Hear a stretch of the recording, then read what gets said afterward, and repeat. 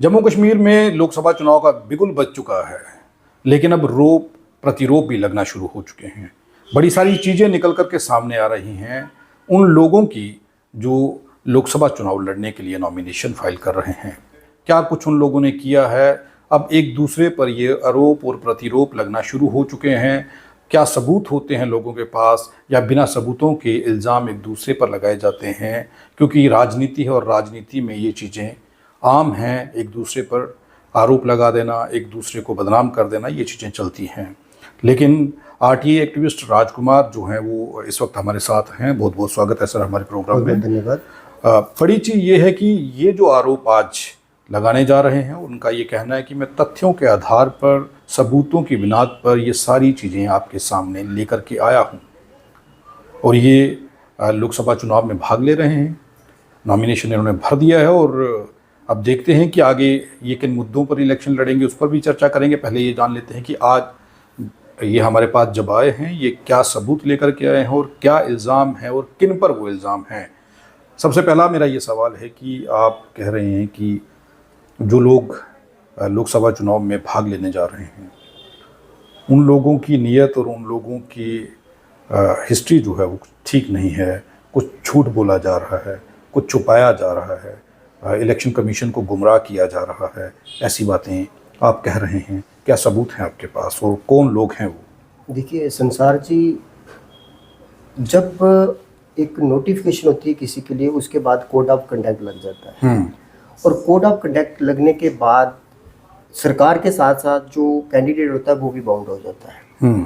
उसके बाद जब नॉमिनेशन होती है तो नॉमिनेशन में दो फॉर्म होते हैं, एक 2A का होता है और एक होता है 26 का। जो 26 का होता है उसके पास, उसके बीच में आपके पास जो भी डिटेल है अपनी मूवेबल, इमूवेबल, इंसेक्ट या क्रिमिनल जो रिकॉर्ड होगा, जो भी आपके पास है A से Z तक, आपको कोई कॉलम भी खाली नहीं छोड़ना है। अब जिस दिन ये 28 मार्च को जम्मू कश्मीर की सेकंड फेज की नोटिफिकेशन जारी हुई, उसके ठीक 2 दिन बाद जो माननीय सांसद रूलिंग है जुगल किशोर जी, इन्होंने जाके नॉमिनेशन भरा है और विदाउट सपोर्टिंग भरा है इन्होंने। आपको मैं बता दूं आपकी जानकारी के लिए, जो इनका नॉमिनेशन है भाजपा का, वो एक है, इनका सपोर्टिंग नहीं है। अदर के बाकी वालों के सपोर्टिंग है। कांग्रेस का भी सपोर्टिंग कैंडिडेट है, बीएसपी का भी सपोर्टिंग कैंडिडेट है, और भी कुछ पार्टियां जिनके सपोर्टिंग कैंडिडेट हैं। लेकिन भाजपा ही एक ऐसी पार्टी है जिसका सपोर्टिंग कैंडिडेट नहीं है। अब इनका जो नॉमिनेशन है वो 30 मार्च को फाइल हो जाता है भाजपा का।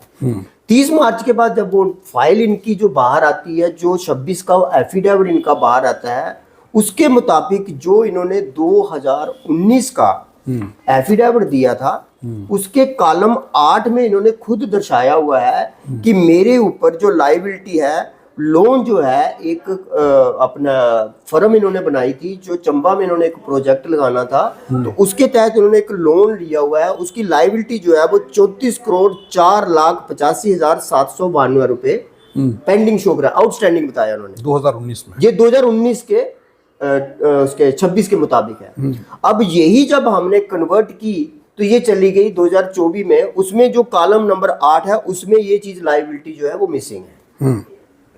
अब जब ये सवाल उठा तो मेरे पिछले दिनों एक वकील दोस्त हैं, उन्होंने इस चीज का थोड़ा सा जिक्र किया, लेकिन वो कंप्लेंट नहीं फाइल कर सके। उन्होंने खाली अपोज किया कि इनके ऊपर ये लायबिलिटी, शायद उनके पास डॉक्यूमेंट थे, दस्तावेज थे या नहीं थे, लेकिन मैं दस्तावेजों के साथ आया हूँ। ये 2019 का मैं आपके कैमरे में दिखाना चाहूंगा। ये 2019 का 26 का जो इनका एफिडेविट है कॉलम 8 का, उसमें मेंशन किया हुआ है इन्होंने। अब सवाल उठता है कि अगर ये 5 साल सांसद रहे तो 5 सालों में इन्होंने 34 करोड़, प्रोजेक्ट तो लगा नहीं, पहली बात तो ये कि प्रोजेक्ट लगा नहीं, उनकी जो इनकम है वो तो हम शो भी नहीं कर सकते, सोच भी नहीं सकते, क्योंकि प्रोजेक्ट लगेगा, रॉ मटेरियल जाएगा, मैन्युफैक्चरिंग होगी, प्रोडक्शन होगी, मार्केट में सेल होगी, तो फिर जाके वो रिकवरी कवर होगी। लेकिन प्रोजेक्ट ही नहीं लगा, उसके ऊपर लिमिट पैसे कैसे पास होगी, ये भी बात सवालिया निशान है। ऑडिट कैसे पास होगी, सवालिया निशान है। जो सीए इनका कैसे रिपोर्ट रिटर्न फाइल कर रहा है, सवालिया निशान है। सवाल सिर्फ इतना सा है कि आपने 34 करोड़ 4 लाख रुपया जो लोन आपके ऊपर आउटस्टैंडिंग आप बता रहे, क्या आपने रिटर्न किया? अगर नहीं किया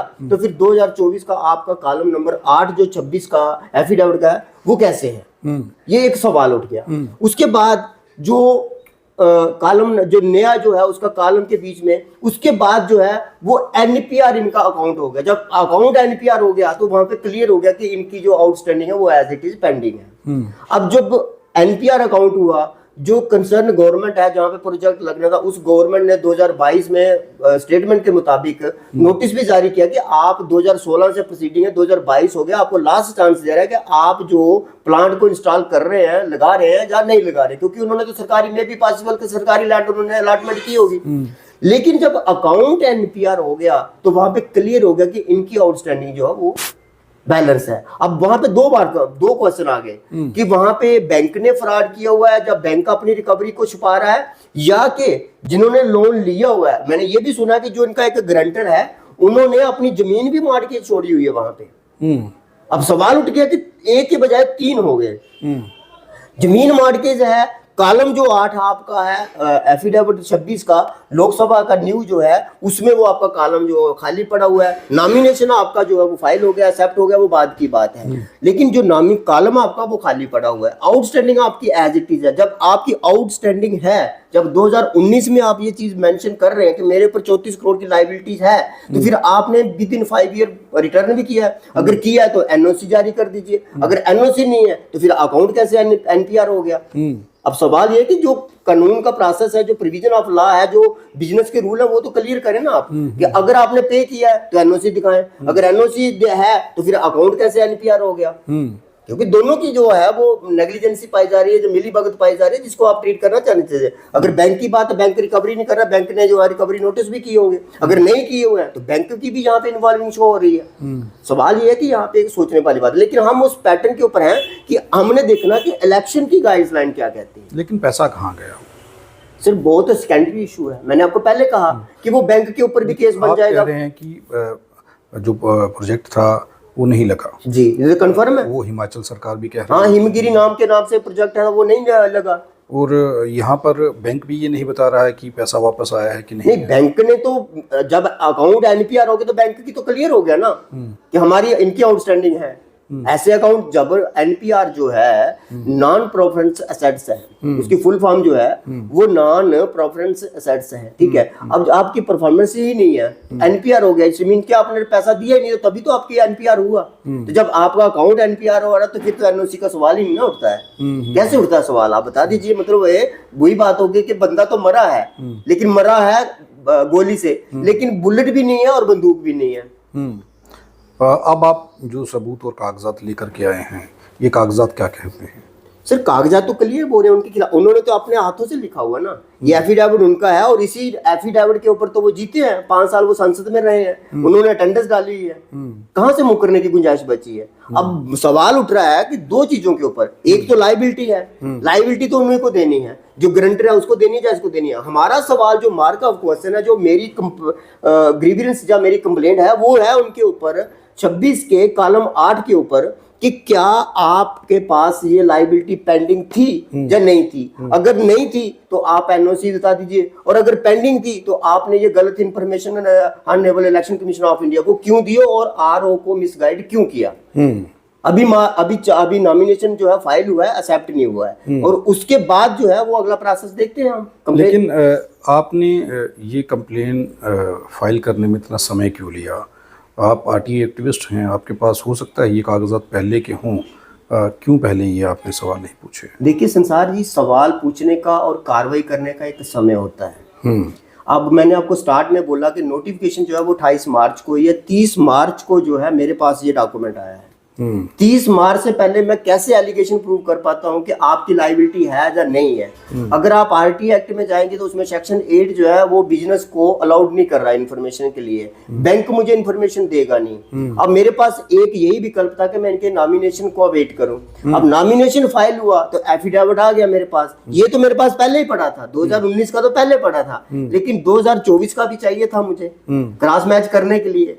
तो अब 2024 का अगर मेरे पास आ गया है, अब वो चाहे ही चेंज कर ले, अब चेंज करेंगे तो आरओ के ऊपर लायबिलिटी आ जाएगी। आरओ ने मतलब वो सेल्फ इंटरेस्ट के लिए काम किया है, फिर वो इनके ऊपर लायबिलिटी। लेकिन अब वो मेरे हाथ में एविडेंस आ चुका है जो 2024 का है, वो एफिडेविट मेरे पास आ चुका है। 2019 का भी आ गया, 2024 का भी। अब वो अगर दोबारा फ्रेश वहां फाइल कर रहे हैं तो वो आरओ को इसके जवाब देना पड़ेगा, वो करना पड़ेगा। वो तो ऐसा नहीं है कि सर भाजपा के नेता ऐसे, बाकी नेता भी तो ऐसा करते हो। नहीं, ऐसा है।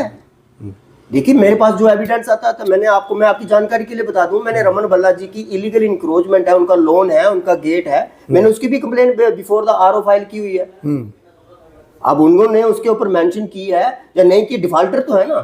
मैंने अपना एफिडेविट फाइल किया है, मैंने अपने एफिडेविट में मुझे नोटिस भी हुआ है, मुझे आरओ का नोटिस भी हुआ कि आपने कॉलम नंबर 7 में मेरे, अनफॉर्चुनेटली वो कोई डेफिशिएंसी नहीं थी, अनफॉर्चुनेटली मेरा अकाउंट नंबर थोड़ा सा गलत लिखा गया था, तो मैंने उसमें फ्लूड लगा दिया, तो उसमें नया नंबर डाल दिया, तो वो तो कोई उसमें डेफिशिएंसी नहीं है ना, क्योंकि वो क्लरिकल मिस्टेक है। तो उसके ऊपर भी मुझे नोटिस किया उन्होंने, उसके ऊपर नोटिस मतलब किया। आपकी ये जो आप बता रहे हैं कि गलती हुई, बैंक अकाउंट जो गलत लिखा गया, आपने फ्लूड लगा दिया, उसके बाद आपको नोटिस किया गया। हाँ। लेकिन ये इतने बड़े बड़े कांड जो हो रहे हैं, इन चीज़ों को देख करके नोटिस नहीं किया जा रहा है। अब देखना तो मैं तो ये तो पूछ रहा हूँ ना कि जब नॉमिनेशन एक्सेप्ट होगा, मैं आरओ साहब से पूछूंगा कि आपने मुझे नोटिस किया, ये कॉपी उसकी मैंने अपना डिफेक्ट जो है वो क्योर भी किया है, आपने इतना बड़ा स्कैम है, ये इतनी बड़ी जो है मिसिंग है, इतना बड़ा फ्रॉड है, क्या आपने उनको नोटिस किया है, या आप कंप्लेंट मिलने के बाद आपने क्या कार्रवाई की है? चलो जब तक कंप्लेंट नहीं थी उनको नहीं पता था, क्योंकि प्रीवियस 2019 में वो आरओ नहीं थे, लेकिन 2024 का नॉमिनेशन हुआ उनको नहीं पता था, लेकिन 5 तारीख को जो last date of the nomination file थी, उसके बाद उनको कंप्लेंट मिली, उसके बाद उनका क्या एक्शन है, या उन्होंने नोटिस किया या नहीं किया, वो देखने वाली बात होगी। लेकिन इलेक्शन कमीशन तो इन चीज़ों को इग्नोर नहीं करेगा, क्योंकि रूल बड़े सख्त हैं और कार्रवाइयाँ हो रही हैं। तो अगर ये कार्रवाई होती है तो पूर्व सांसद जुगल किशोर जी की नॉमिनेशन जो है वो कैंसिल हो जाएगी, तो फिर क्या वो कोई नया कैंडिडेट कैसे देंगे और कैसे भाजपा अपना कोई उम्मीदवार उतार पाएगी, क्योंकि समय तो रहा ही नहीं है। देखिए समय, मैंने आपको पहले बताया कि भाजपा ही एक ऐसी पार्टी है जिसने कवरिंग कैंडिडेट जो है वो अनाउंस नहीं किया है। भाजपा के पास अगर ये कार्रवाई होती है, होनी क्या है, इसमें आर्टिकल 32 में इलेक्शन पिटीशन का एक प्रोविजन है, कार्रवाई तो होगी। आपने चंडीगढ़ में देख लिया, जो कंसर्न आरओ थे उन्होंने क्या किया, और सुप्रीम कोर्ट ने जब कार्रवाई की तो कोई भी जो उनके पीछे खड़ा नहीं था, कंडेम्ड लगी। अब यही आरओ को हमने भी पूछा है, हमने कंप्लेन में दिया कि ये दोनों मैंने दोनों एफिडेविट दिए अलाउ विद एग्रीमेंट। सवाल ये है कि 34 करोड़ की जो पेमेंट है वो आप रात के रात कैश में जमा करवा के बैक डेटेड एनओसी नहीं ले सकते।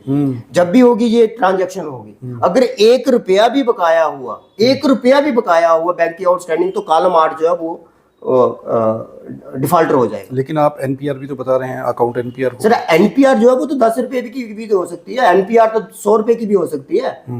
पर सवाल ये है कि बैलेंस अगर था, 1 रुपया भी था, आपका आउटस्टैंडिंग थी, तो आपने ये कॉलम नंबर 8 में क्यों नहीं मेंशन की कि आपके ऊपर इतनी आउटस्टैंडिंग इस अकाउंट के तहत है, जबकि इसमें अकाउंट नंबर मेंशन किया हुआ है बैंक का, 2019 के एफिडेविट में अकाउंट नंबर मेंशन किया हुआ है। तो इस अकाउंट के अंदर अगर चाहे आपका 100 रुपया भी आउटस्टैंडिंग है, तब तक आपको एनओसी नहीं मिल सकती। आउटस्टैंडिंग का मतलब कि आपका एक पैसा भी अगर बैलेंस बचा हुआ है तो तब तक आपको एनओसी जारी नहीं हो सकती है। अब आउटस्टैंडिंग अगर आपकी 1 रुपया, 10 रुपया, 100 रुपया, और दूसरी बात यह है कि अगर 34 करोड़ रुपया आप रिटर्न कर रहे हैं तो वो किस माध्यम से कर रहे हैं? या वो आपने लोन लिया वही वापस कर रहे हैं, तो या अगर आपका क्या कहते हैं, आपने यूनिट इंस्टॉल किया तो वहां से जो है अर्निंग दी है, तो आपने 34 करोड़ रुपया दिया कहां से? अब जिस एंगल से आना चाहते हैं आ जाइए। मैं कहता हूं जिस एंगल से आपने आना है तो आ जाइए। अगर आपने पे किया तो कहां से किया, प्लांट तो लगा नहीं, और अगर नहीं किया तो कॉलम 8 को आप बता दीजिए मुझे क्या करना है, तो कॉलम 8 के तहत उनका नॉमिनेशन जो है वो रद्द भी हो सकता है। लेकिन अब तो कोई चांस बचे नहीं कि चेंज हो सकेगा, या नहीं, कैंडिडेट भी नहीं चेंज हो सकता और नया कैंडिडेट भी नहीं, कवरिंग कैंडिडेट उनके पास है नहीं है। एक ही विकल्प बचा है कि जो भाजपा का कैंडिडेट है उसका नॉमिनेशन रद्द हो, और उसके बाद जो इसकी बाकी जो इलेक्शन है वो कंप्लीट की जाए। अदरवाइज कल इलेक्शन पिटीशन जो है वो फाइल होती है तो पूरी की पूरी इलेक्शन जो है वो बाउंड हो जाएगी, दोबारा यहाँ पे री इलेक्शन हो सकती है। ऐसा हो सकता है, पॉसिबिलिटी है as per the guideline of the Election Commission of India. अगर आरओ इसके ऊपर कार्रवाई नहीं करता है तो, क्योंकि आरओ के पास डॉक्यूमेंट जा चुके हैं, कंप्लेंट रिटर्न में जा चुकी है, पीडीएफ उनको जा चुकी है, दोनों एफिडेविट उनके पास जा चुके हैं। अब बीच का उन्होंने कोई रास्ता निकाला तो फिर मैं कहता हूँ मेरे से बचना तो मुश्किल है। बैकडेटेड कोई भी चीजों के मैं पॉइंट टू पकड़ लूँ, और वो अंडर सीसीटीवी है सब कुछ। उनका टाइम जो है नॉमिनेशन फ्रेश फाइल करने का टाइम खत्म हो चुका है, स्क्रूटनी का टाइम कल का है, और उसके बाद का जो है वो 8 तारीख का लास्ट डेट है। आपने नॉमिनेशन फॉर्म भरा है, बाकी भी कितने उम्मीदवार हैं जिन्होंने नॉमिनेशन फॉर्म भरा है इस वक्त? देखिए, और एक चर्चा बनी हुई है कि जो ईवीएम मशीन्स हैं उनकी संख्या एक मुसीबत खड़ी कर रहा है इलेक्शन कमीशन के लिए। देखिए, बिल्कुल अंडरस्टूड सी बात है कि आज की जो कल का लास्ट डेट था, कल 3 बजे तक आरओ के पास टोटल जो है वो 37 नॉमिनेशन पर चले गए हैं अलॉन्ग विद कवरिंग। और जो कवरिंग है वो अंडरस्टूड है, वो वापस आना, 2 में से 1 ही जो है वो एक्सेप्ट होगा। आपके पास बैलेंस जो बचेगा वो बचेंगे आपके पास 26। अब 26 में बड़ी मुश्किल से 4 के 5 जो है 6 पार्टियां हैं, बाकी जो है सारे इंडिपेंडेंट है, जो कोई छोटी मोटी पार्टी है। अब जो आरओ के लिए मुसीबत है, जो आरओ के लिए हार्ड वर्क है, जो आरओ के लिए 20 दिन के टाइम के बीच का जो कम्युनिकेशन गैप पूरा करना है, 15 दिन का टाइम, 16 दिन का टाइम है उनके पास। 8 तारीख के बाद 26 तक उनके पास 16 दिन का टाइम है। उनका टाइम जो है वो है कि ईवीएम को डबल कैसे करें, क्योंकि एक ईवीएम के अंदर सिर्फ और सिर्फ 18 जो है वो सिंबल मेंशन किए गए हैं। अब जो अगर 18 में से एक भी फालतू नॉमिनेशन हो गया तो वो 19-20 का होगा, तो उसके लिए उसको डबल ईवीएम करना पड़ेगा। और जितनी भी कॉन्स्टिट्यूएंसी, जितने पोलिंग स्टेशन है वहां पे डबल करनी पड़ेगी उसको, कुल मिला के जितना भी एबीसीडी। अब 10,000 मान लीजिए या 1,000 पोलिंग स्टेशन मान लीजिए, जितने पोलिंग स्टेशन है आपको ईवीएम डबल करनी पड़ेगी। और अगर ये 18 से कम करते हैं तो यहाँ पे आरओ की बहुत बड़ी एक इन्वॉल्विंग आ जाएगी सेल्फ इंटरेस्ट के लिए, कि उन्होंने अपना हार्ड वर्क और गवर्नमेंट का एक्सपेंस बचाने के लिए उन्होंने ये लोगों के नॉमिनेशन जो है बिना रीजन के, बिना कारण के रद्द कर दिए। आपको ऐसा लग रहा है कि ऐसा होगा? इम्पॉसिबल नहीं है, इम्पॉसिबल भी नहीं है, वो कर सकते हैं, क्योंकि लोकतांत्रिक ढांचा है, ऐसा नहीं हो सकता, सिस्टम में ऐसा करना मुश्किल होगा। संसार जी, मैं कह रहा हूं आपको कि इलिटरेसी और लोगों के अंदर इतना कुछ है। मैंने तो ये कानून के पन्ने पड़े हुए, तो मैं आपके सामने अपोज कर रहा हूँ। प्रोफेशनली कौन है? एक आदमी है, उनका नॉमिनेशन नहीं रिजेक्ट होगा। जो बाकी अदर्स हैं उनके नॉमिनेशन किसी का भी रिजेक्ट कर सकते हैं। मेरे लिए कॉन्स्पिरेंसी पिछले 4 दिन से चल रही है। इतनी बड़ी कॉन्स्पिरेंसी चल रही है कि मेरा नॉमिनेशन पहले तो फाइल ही नहीं होने दिया। बड़ी मुश्किल से मैंने प्रपोजलों को धमकी शमकी देके चेंज किया। मैंने 2 बार मैंने अपने प्रपोजल पेश किए, उसके बाद भी जो मेरे पे कॉन्स्पिरेंसी हुई है तो बहुत बड़ी बात है। और मैं तो एक मतलब उस चीज को ट्रीट कर रहा हूँ और उसको मैं पकड़ के रखा हुआ हूँ कि 1 इंच भी मैं कहीं आरओ को या पुलिस को या फिर सम अदर्स को मैं 1 इंच भी आगे पीछे नहीं जाने दे रहा हूँ।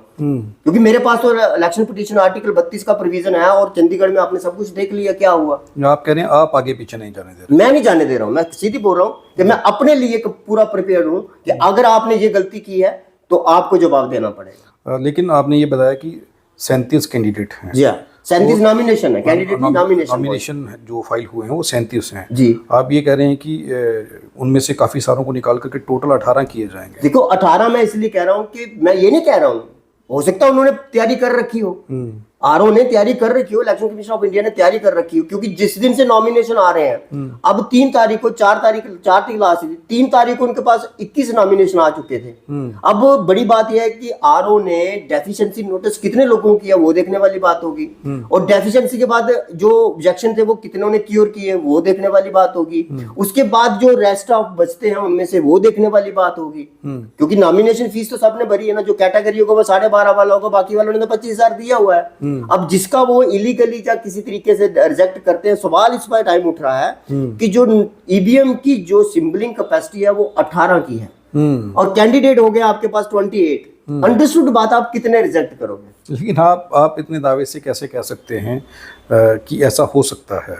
देखिए, अंडरस्टूड, आप बात वही बात आ गई कि अगर मेरी पॉकेट में कैपेसिटी ही 100 नोट की है तो मैं उसमें 1000 कैसे डालूंगा? नहीं, आपको ऐसा क्यों लग रहा है कि वो 18 कर देंगे, वो 2 मशीनें नहीं लगाएंगे? सर, मैं तो सिर्फ अपने ओपिनियन, अपने व्यूज दे रहा हूँ कि अब 15 दिन का टाइम बचा है। आप इस चीज को मान लीजिए, election Commission of India government है, पावर्स है, कर सकते हैं, रात के समय कुछ भी कर सकते हैं। लेकिन सवाल है कि आप क्रॉस मैच करिए, उधमपुर वाली, कठुआ वाली सीट में टोटल 12 कैंडिडेट हैं, टोटल 12 कैंडिडेट है। जम्मू रियासी वाली सीट में आपको जो कवरिंग कैंडिडेट है उनको निकाल के भी आपके पास 26 बच रहे हैं।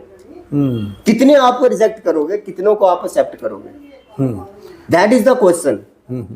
अब ईवीएम उनके पास, मान लीजिए पोलिंग स्टेशन कितने, सबसे बड़ी बात यह कि पोलिंग स्टेशन कितने हैं जम्मू रियासी कॉन्स्टिट्यूंसी में, ये वाली बात देखने। अब हर पोलिंग स्टेशन के ऊपर आपको 2 मशीनें तो लगानी पड़ेंगी ना, क्योंकि जिसका सिंबल आप नहीं लगाओगे तो वो तो चैलेंज हो गया, क्योंकि मे भी पॉसिबल कि उसी को वोट पड़ना तो वो सिंबल ही नहीं है। देखो ना, मैं एक कैंडिडेट हूँ, मेरा नॉमिनेशन एक्सेप्ट हो गया। अब एक ईवीएम में मेरा सिंबल ही नहीं है, उसी पोलिंग स्टेशन पे सारे वोट मुझे पढ़ने हैं। जब मेरा सिंबल ही नहीं है तो वोट किसको पढ़ने हैं?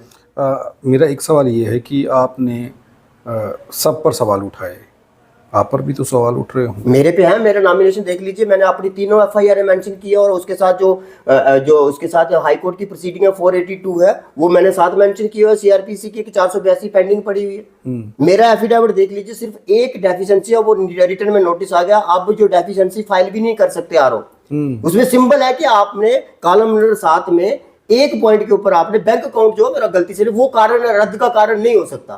अब उन्होंने दूसरा तरीका अपनाया हुआ है रद्द करने का, तो मैंने उसको भी फेस करना है।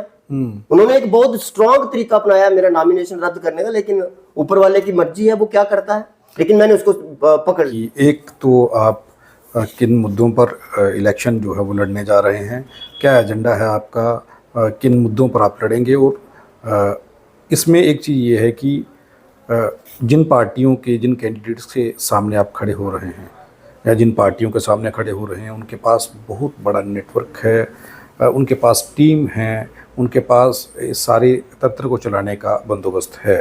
आप एक अकेले हैं खुद, और लोकसभा चुनाव के लिए तैयारी कर रहे हैं, बहुत बड़ा इलाका है, कैसे कर पाएंगे ये सब? संसार जी, पहली बात तो ये है कि जंगल में शेर के चुनाव नहीं होते हैं, शेर जंगल में वैसे ही राजा होता है, और मैं अकेला इनके लिए काफी हूँ। मैंने इनको पहले भी चैलेंज किया था, आप लोगों के नाम पे वोट मांगना छोड़ दीजिए। अब रमन बल्ला जी के साथ 4 जो पार्टियां हैं वो अलायंस करके चल रही हैं। फारूक अब्दुल्ला साहब फार्मर चीफ मिनिस्टर है, और वो खुद नॉमिनेशन भरने के लिए आए थे। 2 बार सांसद रहे हैं जुगल किशोर जी, उनका नॉमिनेशन भरवाने के लिए दिल्ली से सेंट्रल मिनिस्टर आए थे, उनके साथ पार्टी का प्रेसिडेंट चल रहा था। मेरा नॉमिनेशन सिर्फ और सिर्फ मेरे 10 प्रपोजर के साथ फाइल हुआ है। मैं इनके साथ लड़ सकता हूं, मेरे में इतनी विल पावर है। सवाल इसका है कि मुझे जनता के पास अकेले जाना। आपको मैं आपकी जानकारी के लिए बता दूं, 3 चीजें ऐसी हैं जहां पे अकेले आदमी को जाना है। वो शिखर हो गया, गद्दी हो गई, और शमशान हो गया।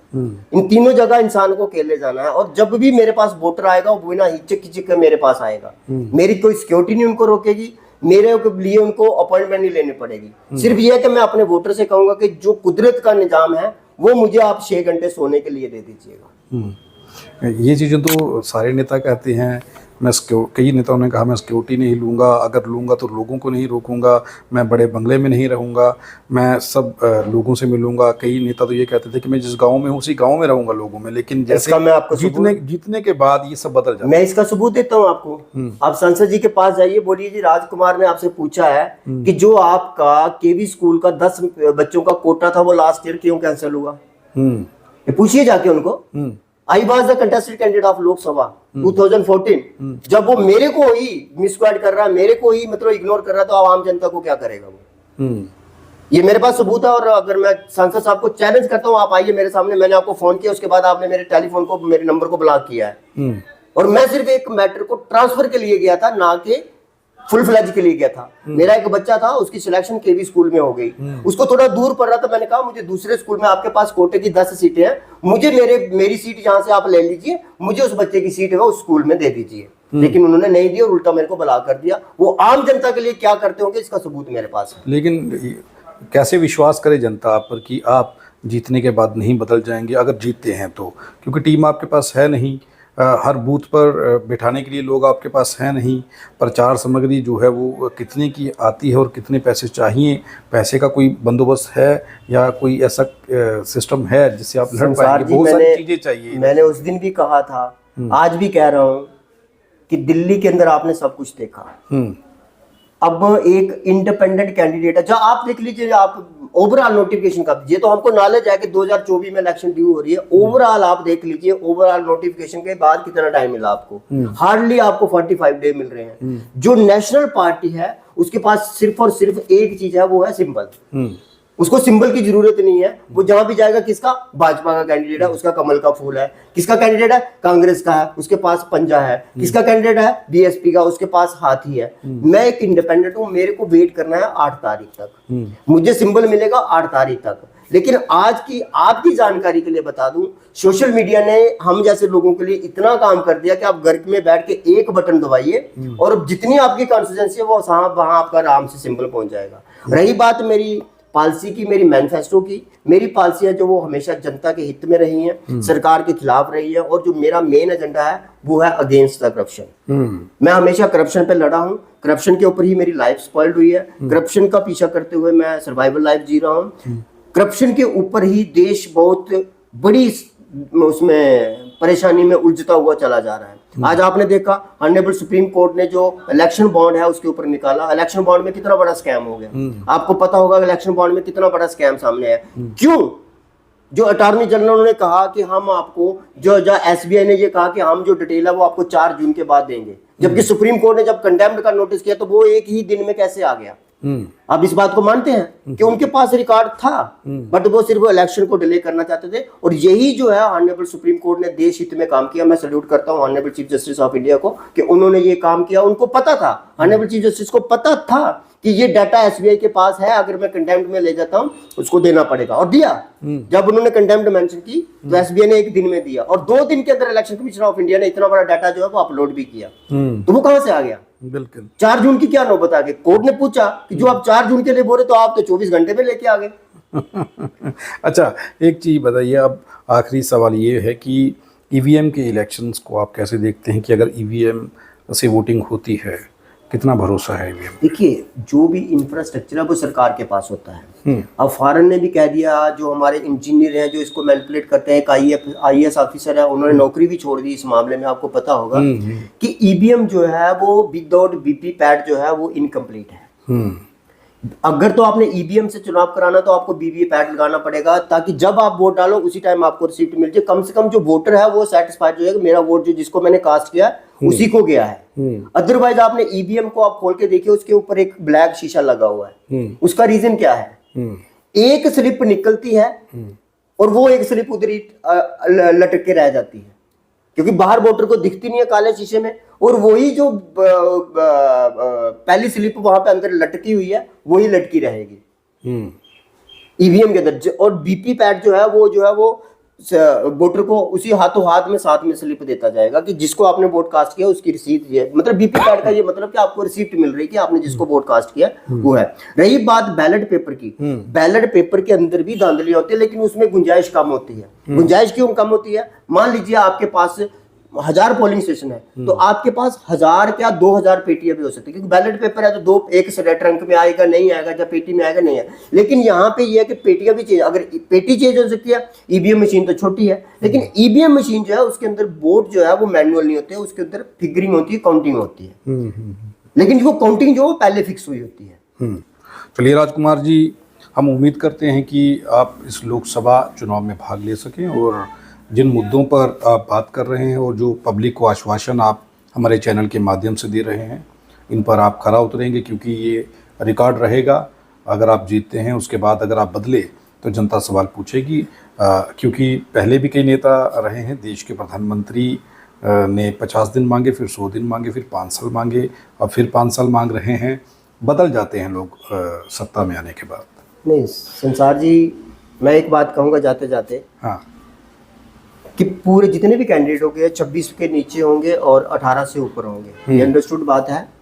लेकिन जीतेगा एक, और यहाँ पे दिग्गज हारने वाले हैं। यहाँ पे दिग्गज हारने वाले हैं। और अभी आपने मुझे कहा कि मेरा इंफ्रास्ट्रक्चर इतना बड़ा नहीं है, लेकिन मेरी बिल पावर इतनी बड़ी है कि वो डायरेक्ट लिंक में है। मैं 99% स्पिरिचुअलिटी पे रुका हुआ, 1% में अपनी मेहनत पे हूँ, क्योंकि मेरा इंफ्रास्ट्रक्चर विद इन 15 डे बहुत कम है।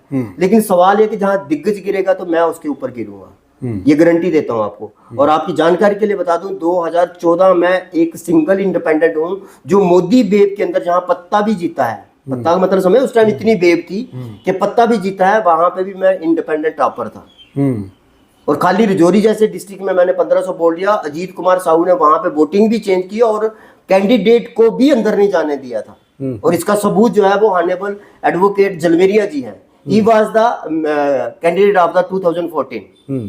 सो ये बात आपकी बहुत अच्छी लगी कि मैं क्या करूंगा क्या नहीं करूंगा। ये जो 3-4 दिन है ये बहुत ही खतरनाक दिन है और डेंजर जोन में है। मेरी प्रोसीडिंग जो है वो कन्फर्म है, मैं आपको बता देता हूँ। ये 101% होगी। जो मेरे हाथ में सबूत आ गए हैं, मैं इसके लिए सुप्रीम कोर्ट का दरवाजा भी खटखटाऊंगा। चाहे तो मुझे जेके बैंक को पार्टी बनाना पड़े, चाहे तो मुझे आरओ को पार्टी बनाना पड़े, जो भी होगा। मेरी इलेक्शन कोई मायने नहीं रखती है। मेरी इलेक्शन जो, अगर मैं इलेक्शन पिटीशन में जाता हूँ, जो मैंने यहाँ पे एक्सपेंड करने हैं वही मैं इलेक्शन पिटीशन में फाइल कर दूंगा। मेरे पास बात है कि जो मैंने कंपेनिंग या एक्सपेंडिचर रजिस्टर यहाँ पे खर्च करने हैं वही मैं इलेक्शन पिटीशन में फाइल कर दूंगा, और जाऊंगा मैं इन पर्सन जी। उसकी 50,000 रुपए फीस है, डिपॉजिट करना है एडवांस में, वो मैंने यहाँ से लेके वहां चले जाना है। लेकिन जो यहाँ पे सिचुएशन क्लियर हुई है, जो सेल्फ इंटरेस्ट जो इलेक्शन कमीशन ऑफ इंडिया का आरओ का आ रहा है सामने अभी तक, जो आ रहा है अभी तक टिल डेट तक, वो बहुत ही डेंजरस है। मैं क्लियर बोल देता हूँ, वो जनता के साथ बहुत बड़ा धोखा है, और वो क्लियर कर रहा है कि ऑल ऑफ द मैनिपुलेटेड। जी, बहुत धन्यवाद हमारे साथ राजकुमार जी बात करने के लिए। राजकुमार जी ने बहुत गंभीर आरोप लगाए हैं, और ये आरोप जो वो लगा रहे हैं वो कागज साथ में लेकर के आए हैं, और वो ये कह रहे हैं कि अब दिग्गज हारने वाले हैं और उन दिग्गजों पर राजकुमार भारी पड़ने वाले हैं। अब देखना ये होगा कि क्या ये इस चुनाव में भाग ले पाएंगे कि नहीं ले पाएंगे। इनका दावा तो है मैं ले पाऊंगा, लेकिन एक चीज़ जो इन्होंने कही है कि 37 फॉर्म जो हैं वो फिल किए गए हैं, उनमें से काट छाट करके कोशिश ये की जाएगी कि 18 हो, क्योंकि 2-2 ईवीएम मशीनें लगाना पड़ेगी अगर कैंडिडेटों की संख्या बढ़ गई। ये एक सवाल है, और जो इनके इल्ज़ाम है, आप इस खबर को देखिए और खबर को शेयर करिए, और ये बताइए कि आप कैसा कैंडिडेट चाहते हैं, कैसा नेता चाहते हैं, आप लोग इनको कैसे देखते हैं, और ये जो दावे कर रहे हैं क्या ये इन दावों पर खरा उतर पाएंगे, और जो इल्ज़ाम इन्होंने लगाए हैं उन इल्ज़ाम के अंदर कितनी सच्चाई है, कितना दम रखते हैं वो इल्ज़ाम जो ये लगा रहे हैं। आप देखते रहें आरटीआई इंडिया न्यूज़, लोकतंत्र का पहरेदार, ताकि हम पहुंचा सकें आप तक वो खबरें जो नहीं पहुंच रही हैं या फिर जो नहीं पहुंचाई जा रही हैं। धन्यवाद। हम किसी भी प्रकार का कोई विज्ञापन नहीं लेते हैं, हम आज़ाद पत्रकारिता करते हैं। अगर आप चाहते हैं कि आज़ाद पत्रकारिता जिंदा रहे तो आरटीआई इंडिया न्यूज़ का आर्थिक सहयोग करें, ताकि आरटीआई इंडिया न्यूज़ आज़ाद पत्रकारिता करता रह सके।